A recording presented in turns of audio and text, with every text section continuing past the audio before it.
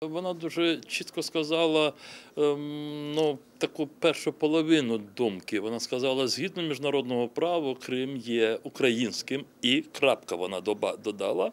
Але потім перейшла до питань тих, хто там живе, питань прав тих, хто там живе, там є російськомовні, таке інше.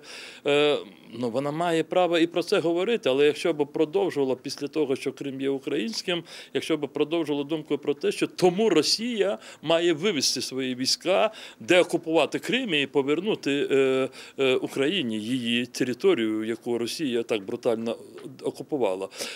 Вона цього не сказала. І в цьому я бачу таку половинність її думки. Але те, що вона розпочала цю публічну таку розмову, я думаю, що в цьому є більш плюс, ніж мінус. Я бачу, сьогодні деякі українські експерти почали роздратовано писати про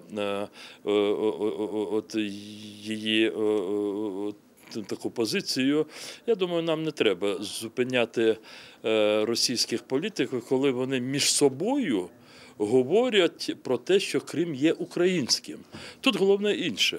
Нам не треба втягуватися в цей діалог з ними. У нас позиція має бути такою, знаєте, настільки одностайною і настільки чіткою. Крим повертається, Україна відновляє свій суверенітет, і тоді, якщо ви хочете з нами про щось говорити щодо Криму, будь ласка, сідайте.